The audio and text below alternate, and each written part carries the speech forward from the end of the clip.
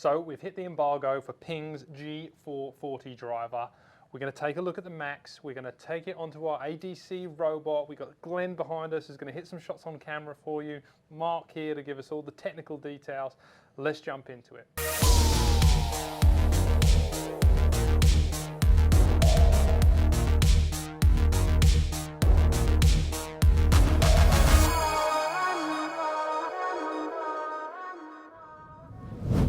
First things first, let's talk about Ping, what they've kind of spiel, their talk about it, and the technology that's in it. Yeah, well, Ping's have always been known for the most forgiving driver on the market, and for the most part, they have been for a pretty long time. So what they're really chasing after is a little distance and stuff for the most part. Right. That's really what they're looking for. Perfect intro. Basically, you know, Ping's a staple. Like, you know, when you look at it, you're like, it's going to be a bit bigger, it's going to have the turbulators, and I actually got some time with the engineer that designed these.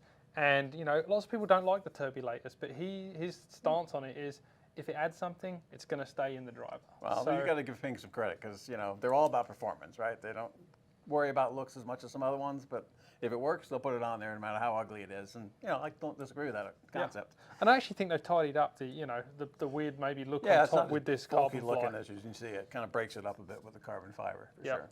And not only does the carbon fiber look better this year, it helps with the technology they're putting into it.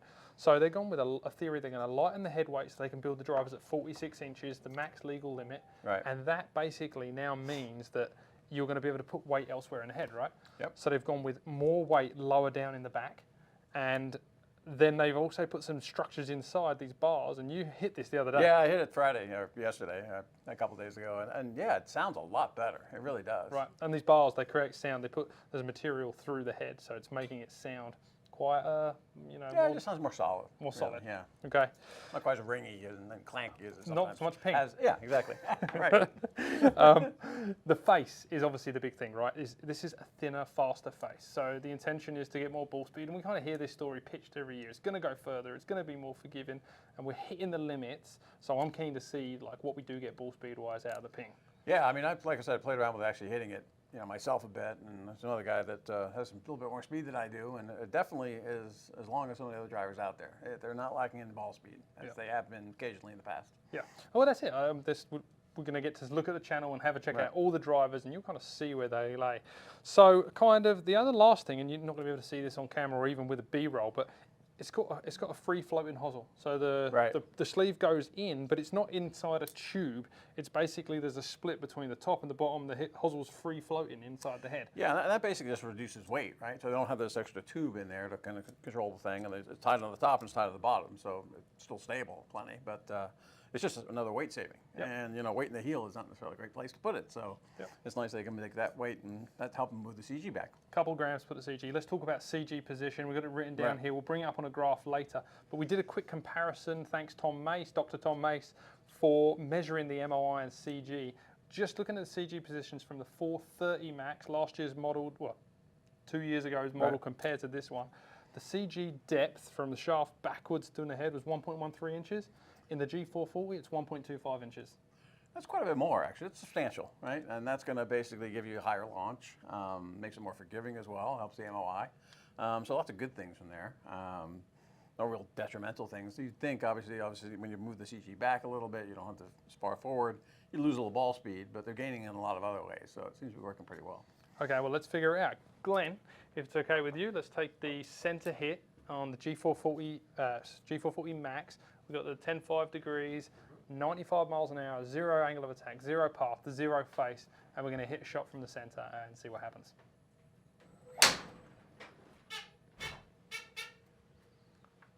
All right. Pretty straight.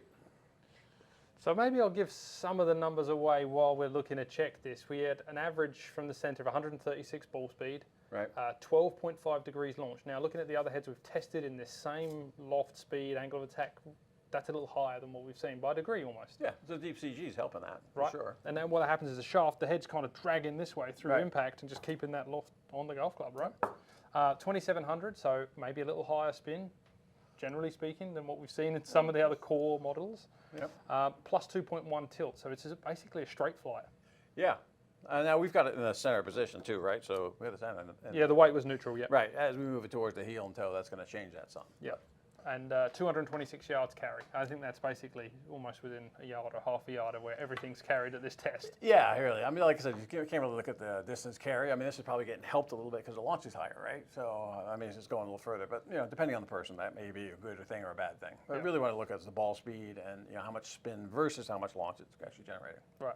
And Glenn, were those numbers there pretty close to what we saw? So 12.5 launch, 2,700 RPMs, 228 carry, and 137 ball speed. So that one shot peaked the average by 1 mile an hour. So it was a good test. Okay, so next thing is to look at the toe test. Yep. It's a big miss here. It is. Yes. And it's amazing what these new drivers are doing that far off center. So. Okay, let's see. I won't ruin it for you, but let's see what it does in that 3/4 inch offset.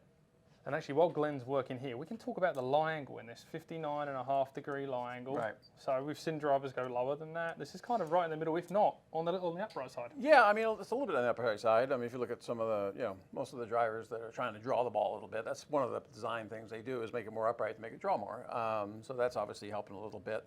The other thing to note, though, is Ping actually goes from standard to flat setting. Right. Where most Everything's companies, flat. yeah, everything comes standard and they go flat. So they're a little more upright as the standard setting, but they do have the option of going flatter. Yeah. Most other drivers go standard and upright. So they start a little flatter, but you can only go up, you can't go down from there. Yeah. So in their flat setting, they're probably flatter than most drivers. Yeah, it's really flat. I love the look of their setting. When you do the reverse of standard, and it's just full flat neutral loft. It just looks great to me on the ground. I'd rather see the thing up so it goes a little more left, but that's a personal reference thing. 460 cc's and 9632 in the MOI. So this thing's Pretty high. Pretty high MOI. Yeah. Okay, here we go. 3/4 an inch off the toe.